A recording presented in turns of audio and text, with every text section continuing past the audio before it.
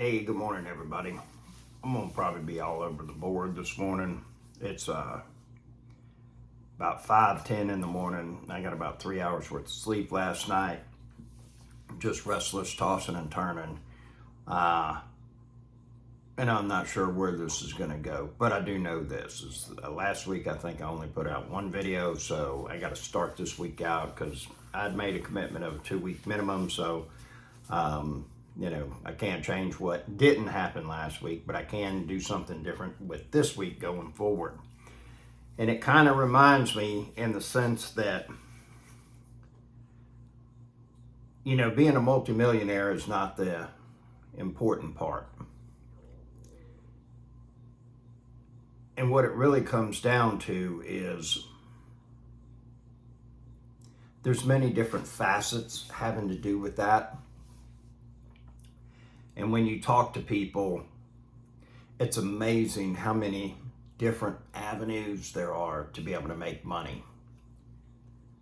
I have talked with people that have done waterproofing on buildings, have built houses, been house painters, commercial painters,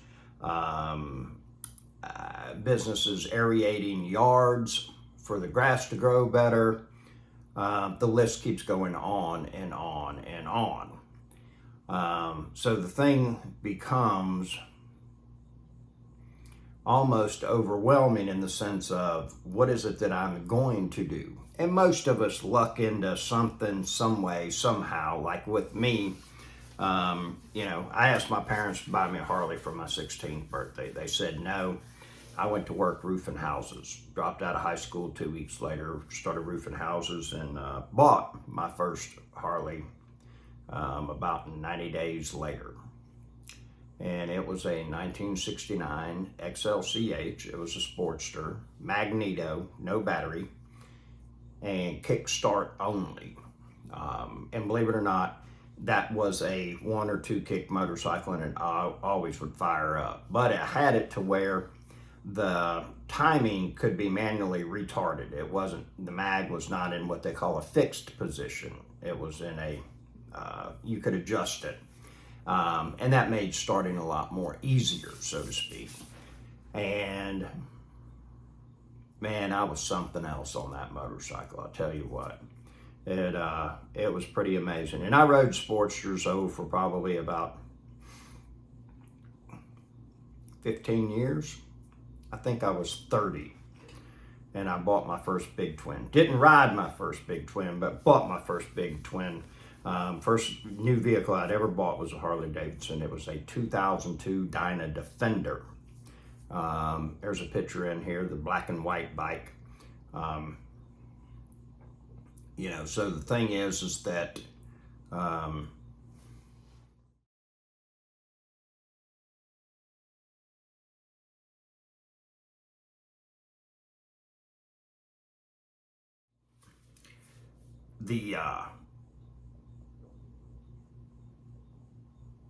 where I'm going with all of this is it's all about the person that you become along the way. And the thing is that, if you can't handle $50, you're not going to be able to handle 50,000. A lot of people would like to sit there and say, well, things are going to be different when I have more money. No, you start to be different, then you'll have more money. It doesn't work the other way around. And the thing is that, if you can take care of this $50 here and that $50 there and then that $50 there and that $50, and you do that 20 times, guess what? You got 10 grand. And, what most people don't want to be honest with themselves about is that, hey, I got poor habits, or they're divorced or getting a divorce, and they don't want to sit there and say, well, I'm a bad spouse, I quit doing doing these things that aren't appropriate for a relationship, a partnership that I'm participating in. Or the other thing is that, I keep eating bad food.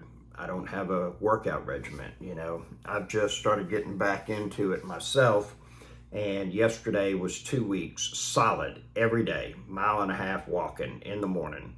Well, no, I take that back. I did it in the evening, but every 24 hours I did 1.5 miles. And one of those was 8 hours apiece. I did morning. I did it when I got home for the evening. And then when I woke up 8 hours later, I did the walk again. And, that's something that I am adamant about. And as you well know, and as it doesn't take a rocket scientist to figure this out, whatever it is that we make a priority, we'll find a way to get it done. If it's not, we'll find an excuse. We'll justify it. We'll make that happen as well. And so, the thing about it is that it's all about the person that we become. And to become a multimillionaire, you're going to have focus, you're going to have discipline, you're going to have processes, you're going to have a routine. And it was funny, this last week I was talking with this person, and it was absolutely amazing to talk with them. Everything that came out of their mouth, I was just, holy smokes, this person has got it. They are on the ball. And the reality of the situation is that they know everything that they are supposed to do backwards and frontwards. But the problem is that they won't continue to do one thing and get real good at it. It's like, soon as something comes up, it gets hard, something, they're done. They're changing, they're moving on to the next thing, And later on in the evening, I talked to that person, and they were investigating some other things to be successful with. And it's like, because I couldn't figure out, it's like, man, this person ought to be rolling, they not be in a position, because they basically told me that they were broke. It doesn't mean that they're a bad person, okay? It doesn't diminish a human's value at all right? Don't ever get that wrong. And the thing is that, I kept trying to figure out, why isn't this person in a different position? And the simple fact is that their habits don't allow them to become a multimillionaire. And the thing is that they have not perfected focus and discipline of staying at the right thing for the right amount of time. You hear people say, do what you love and the money will follow. I agree with that, but sometimes we never find what it is that we love. I have personally. The thing though is that I've done a lot of things that I did not enjoy doing, but they paid real well. And it was me leveraging my time, because it paid so much more than it made sense for me to do that. And the problem is that most people won't do that, and they lose out on a lot of opportunities that if they had made more money, that would be available and open to them. And I encourage you to look at, a great example is Shark Tank, okay? These people get on there and everything, they do their pitch and whatnot, and then they get an offer, and it's like, we want $500,000 for, 5% of our company, and they get an offer of $500,000, 25% of their company. Oh, my baby, I can't do that. Man, you're ripping me off. You're just, trying to give it to me like that. I can't, I do 7%, and then they end up going out without a deal. And it'd be very interesting to know what the follow-up is, in the sense of how many of those that did not get the deal had a deal offered to them that went belly up. And the reason that I say this is this.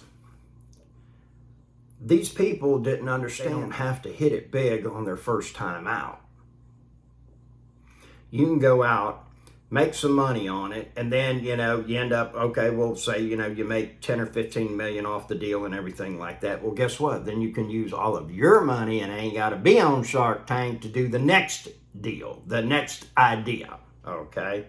Or, it's kind of like, well, you can make 5 million or you can make 50 million, but you're going to have to give up 25% of that. That's like a real no-brainer, folks. Don't be stupid. Don't let your emotions get involved. I understand it's your baby. This is, your idea. This is your, from zero to hero situation and everything like that. Don't be stupid. Take the money and go.